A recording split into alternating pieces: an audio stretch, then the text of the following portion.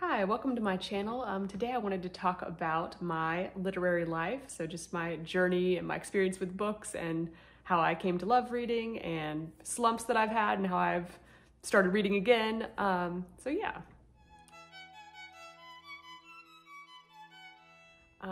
So I remember when I was in second grade, I had a teacher who really, I feel like she inspired a love of reading in me. She was such a great teacher, Miss Zerbreg, that was her name. I think she had some Charlotte Mason influence as I've learned more about Charlotte Mason, but she really was inspiring in lots of ways. I feel like we did nature study and artist study in her class, and we're just doing all kinds of things, and she read books in just a way that was captivating to me. And that was probably the year that I was starting to get better at reading on my own. And then I remember in third grade, we had the AR or accelerated reading program, which I've heard good and bad reports about that from different people. For me, it worked out well because we had library time. We had a certain amount of time every afternoon or a lot of afternoons that I remember, and we could read, and we could, when we finished a book, we could go walk to the library on our own and find a book that we wanted to read and bring it back. And we had a lot of libraries, a lot of books in the library. I remember they had all these stars on them for the different AR points, how much they were worth and stuff. And I would go through and look at all the stars. And I remember my third grade teacher would also let us, when we took the test, we could put, she had star stickers, and we could line them up on our desk for which books or how many points we'd read. And so for me, I thought that was fun, but I already was enjoying the reading anyways. So I could see how for children who were still struggling with reading, or if they didn't love reading for itself, how the testing and stuff could be not fit in or not help them. I think I was competitive, but again, I liked the reading anyways, so it didn't matter in that way. And then I think in fourth grade, we still had some of that SSR. They didn't call it that in school that I know of, but Jim Trelease talks about that, the sustained silent reading time. So just some time dedicated each day to let the children just be able to read. So I think that was, all of those things were encouraging to me. I had an aunt who gave me lots of, she would just go to garage sales. So they weren't lots of brand new books. So she would give me a box full at a time of old, good books that she liked. And she's a collector of books. So that's probably something I sort of inherited from her, because I love collecting good old books too. And I found a few that I just really loved. One I loved was A Little Princess by Frances Hodgson Burnett. That was one of the early ones that I loved. Of course, I loved C.S. Lewis, The Chronicles of Narnia. Those to me are the foundation or cornerstone of all children's fictional literature. So I love those and read those a few times. And I remember buying the my own set out of the Scholastic magazine they sent out in school. I think when I was in third grade, it came with a map, and I loved that.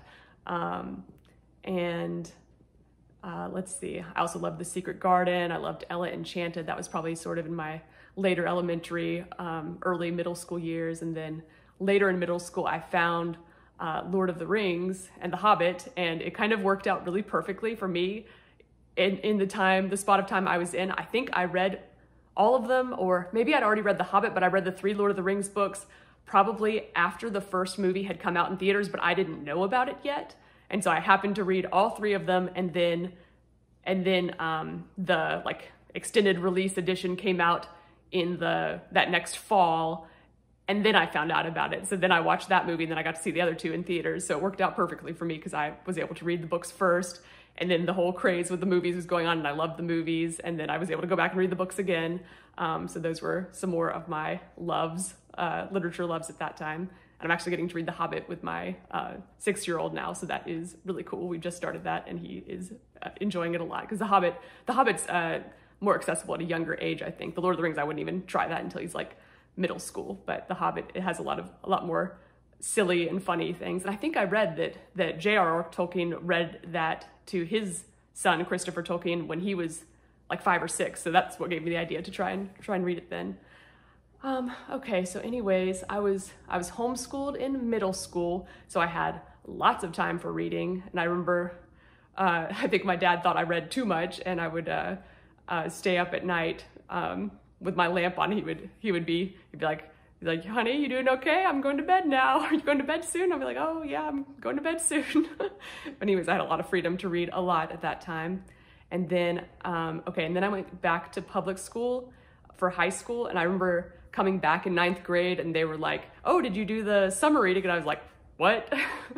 And they were like, oh, the summer reading list. And I didn't know anything about it. I was like, I don't know, but I read these books recently. And they're like, oh, okay, great. So I remember writing a report on Jane Eyre, which was one that I just read, on my own. And that's also one of my most favorite books. I love Jane Eyre, and I've got this illustrated copy recently that I need to reread with the illustrations, because it's been several years since I've enjoyed that book.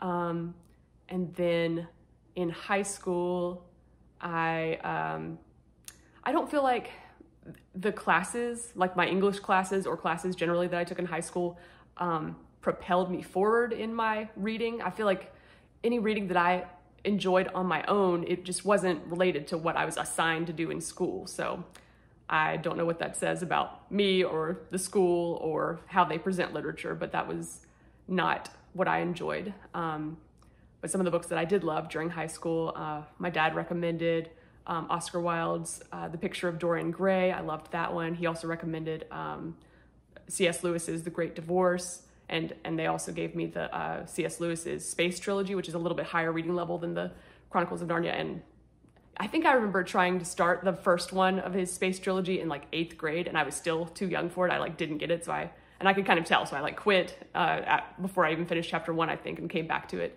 later in high school. And I really enjoyed those, and I still like those a lot. I read Crime and Punishment. That was right at the end of high school. Actually, I think I finished that like my first semester of college. So that was like going between. And then, at the end of high school, I was reading Anna Karenina and The Count of Monte Cristo. So I enjoyed both of those. The things that I was reading on my own, I was also reading like Pride and Prejudice and Emma and Sense and Sensibility in high school. The things I read on my own, I really enjoyed. There wasn't so much in school that I enjoyed. Even some of the early Shakespeare plays I did not enjoy. We did Hamlet and Macbeth in 12th grade in my class, and I did like that because we would read the different parts, and so that was cool because you can't really read the different parts by yourself in the same way. It just doesn't seem the same, so I enjoyed reading it out loud and doing that. And then I went to college, and that was such a drain on my reading life. So I feel like after I finished a 4-year degree, not only had I not read hardly anything on my own, or in school. I mean, I was a science major, so I read lots of science stuff and studied science stuff, but the English classes were awful. The English professors were awful. And after college, I still had to do another year of professional schooling for my internship for my degree. So I was totally burned out from reading. So I feel like it fell way down into the worst part of my reading life since it began. And then a couple years into working, I got pregnant. And so I was reading, I started reading some eclectic, parenting books, but not very many. So I was more reading 1 or 2 books a year, and they were not the kind I'd read before. They were more just nonfiction, sort of how-to and information and things like that. And that kind of went on for a few years. So I went from hardly reading anything. Now, one book that I do remember reading before I was pregnant and after I was in school was Les Miserables, and that was awesome. So that was a big endeavor book, and but it was so rewarding. That's one of my most favorite books of all time. So that was a good one. And then, it was maybe fall of either 2018 or 2019, so just a few years ago, I started watching some of Dave Ramsey's videos and learning about budgeting. So again, it was a sort of a to-do and learning. So I started reading some of his books that he recommended because I would listen to some of the, he has Millionaire Hour. So people who, just everyday millionaires, people who started with regular things, they didn't inherit their wealth. And sounds like 85 to 90% of millionaires, everyday millionaires, are not people who inherit money. They're just people who spend less than they make on a regular basis. Well, anyways, another thing about them is that they read. They're regular readers, and I've always identified as a reader. You know, I've always felt like I love reading, and that's something, but I'm like, but why am I not reading so much? So I started thinking about it, and I started reading some of the books he recommended, and some of them were nonfiction too. And then, okay, but I made plans. I made a list and like goals, and so I started reading more. And then when I was pregnant with my third baby, that was the hardest pregnancy for me. I like gained seriously like 60 or 65 pounds, and it was like hot. July and August, I was huge.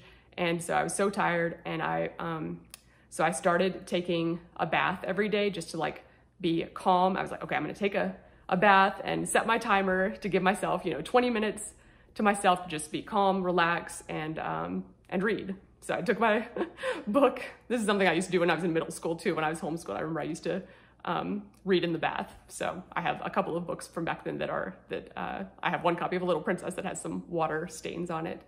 And that really revitalized my reading a lot. So I was taking a bath every day towards the end of my pregnancy, and then after the baby was born too, I was too tired really to take a shower after the baby was born as well. So it was just like relaxing. I could just sit and be calm and relax in the bath and, clean myself and heal. And so at that time I was reading a whole lot in the bath and like really getting through books a lot. I don't get to take baths that often. I try to take a bath at least once a week because it is very calming and relaxing, but yeah, I don't get to take it as often as when I was pregnant and postpartum.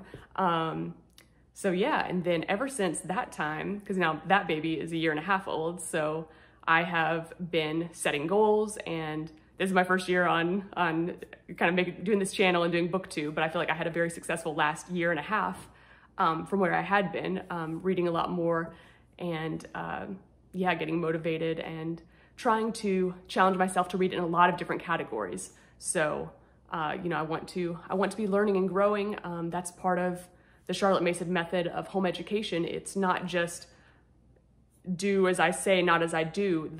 The parent, the teacher/parent is supposed to be learning and growing and having an interest in the things too. We're not necessarily learning at the same level as our students, but learning in the same ways so that we can have a shared interest in those things. And that's a great way to develop bonds with your children too. Not even to mention bonds with other people as you're learning and other people are learning.